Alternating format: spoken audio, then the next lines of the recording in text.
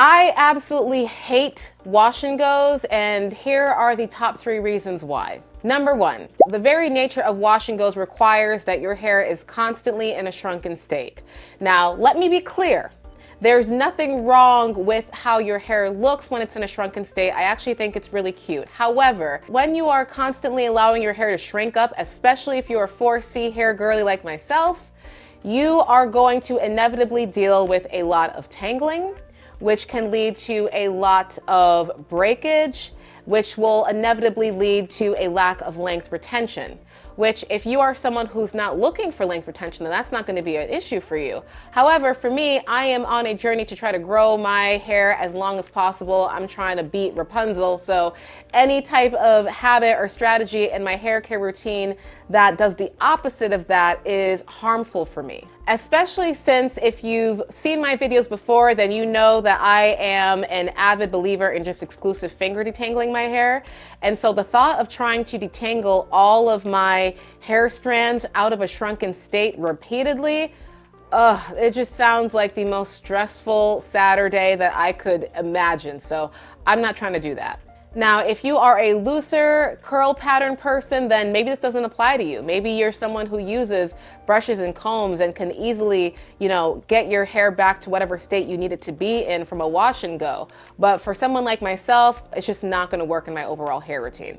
Reason number 2 is the product overload that comes with wash and goes. Because when you're doing a wash and go, you're not just washing your hair, letting it air dry by itself and leaving the house typically. From all of the videos that I see from type 4 girlies, they are applying a lot of product after they get out of the shower or after they wet their hair to keep the hair as uniform or as defined and as in place as possible. The problem with that is that all of these gels, custards, mousses, and whatever else type of witchcraft goes into preserving that perfect wash and go can tend to have a lot of very drying ingredients in them, very drying alcohols.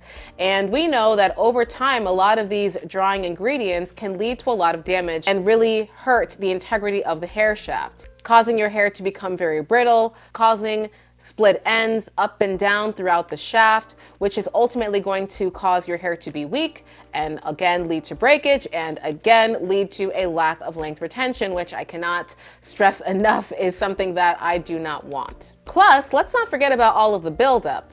I do not wash my hair super frequently. At most, if I have my hair in a protective style like I have it in right now, I'm washing my hair once a week, and if it is out in a natural state, I can go even longer than that. But part of what helps me go longer is by not using an excessive amount of products, especially on my scalp, because it's going to leave a film and leave a bad feeling on my hair strands. Even when I'm using oils, the oils that I prefer to use the most are lightweight oils like jojoba oil that really absorb very well into the hair strands and don't leave a lot of buildup on your scalp or your actual hair themselves. But the feeling I get from applying gels and custards to my hair is not one that I am particularly fond of. It's very sticky and just kind of unsettling. So instead of my hair feeling soft and manageable, it kind of just ends up feeling like straw over time with all the constant washing that I'd have to do to keep up with the wash and go style itself. Reason number 3 is that wash and go is a very misleading name. We all know that the whole process of getting a wash and go is not just washing and going. It's a lot of manipulation, especially for type 4C hair, from what I've seen in a lot of different tutorials and what I've experimented with on myself, that requires a lot of small sectioning, applying products to these small sections, making sure that all the strands are actually covered. And then after that, you have to make sure that whatever combination of products that you did isn't going to lead to flaking or different white particles all throughout your hair, or you have to make sure that it's not going to look super white while it's drying, and then maybe you actually want to dry the hair before you actually leave the house so that your style is kind of set and it's not, again, that off-white color. Like, all of that is exhausting.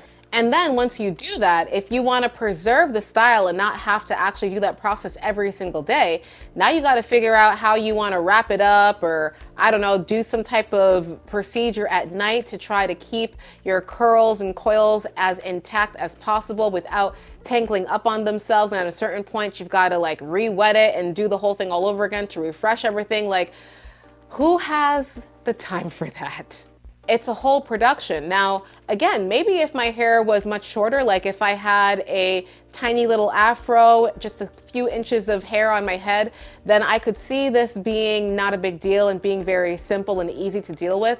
But when you're trying to take hair that is like 20 inches or more and you're dealing with it in a shrunken state of just 2 to 4 inches, there's a lot that is going on in that little short length of hair that you have to be very careful with if, again, you're trying to preserve your hair strands as much as possible. So the process of doing that, of what it would require from me, would take a lot of time, and it is the complete opposite of a style where I could actually just wash and go.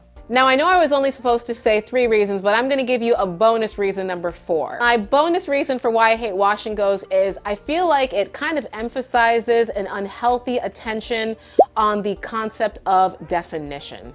I don't like the idea of definition, or at least how it's utilized, because it feels oftentimes like definition favors certain hair types over others, right? I don't like the idea that if my hair is looking quote unquote frizzy, or if it's a bit more combed out and it looks a bit more like a pillow and you can't see an easily distinguishable curl pattern, that it somehow is bad and undefined. Like, really? I am so over any type of thinking or mindset that tries to trick me into believing the lie that my hair is less than or inferior when it's in its natural state. It's like, oh no, my gel and my custard didn't hold my wash and go long enough. I've got to find a new combination of different gels and mousses that will be able to truly hold my wash and go style for longer. And it's like, it just feels like fighting against your hair, which I'm not about. I don't think it's good for my hair, and I don't think it's good for my overall mindset. So yeah, that's gonna be my bonus reason number 4 for why I hate wash and goes. Hey there, so it is time to announce my second REVAIR giveaway. As I've mentioned in previous videos, I plan on doing a REVAIR giveaway at least once a year. It's my way of giving back to my community here, my little small community that I really appreciate on YouTube, with a tool that has been an absolute game changer in my hair routine, especially as someone who does not use combs and brushes and doesn't want to deal with excessive heat damage. I really think that the REVAIR is, if not the best tool on the market for alleviating those problems, then by far one of the best tools. So very excited to be doing another giveaway.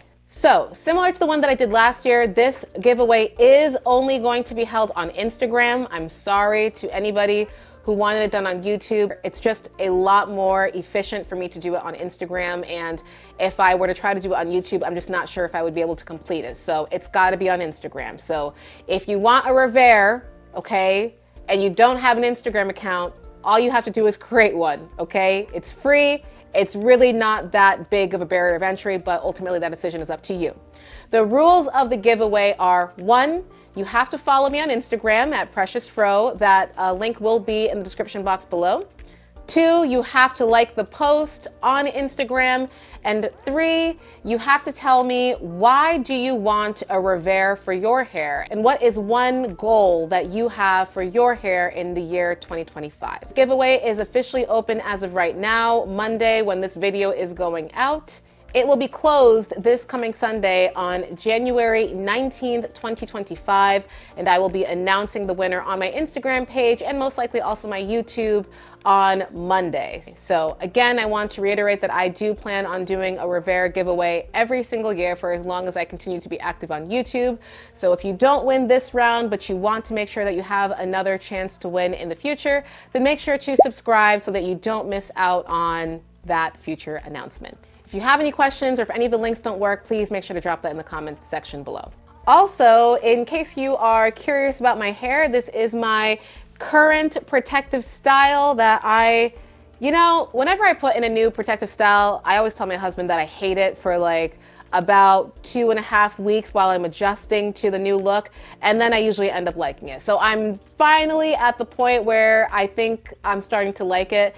It's nothing crazy. These are just braids that I installed with this, like, what would I call this? Like a blue gray ombre, and then I just put my hair into 2 big braids and put that into hot boiling water to try to get these like very subtle little mermaid waves. So yeah, I'm enjoying it. I love me a good ombre. It's been a while. I've been doing a lot of black human hair braided hairstyles back to back, so it's nice to finally have some color back in my life because it feels very me. Now, you know I love my disclaimer, so once again, I want to reiterate that if wash and goes work for you, then great. I'm happy for you. I would love to hear from you guys as to if you do wash and goes, what does your process look like?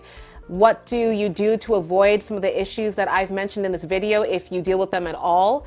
Do you have a different type of hair curl pattern and density, et cetera, than I do that makes it easier for you to do wash and goes? Yeah, let me know what you think. And until next time, guys, take care of yourself.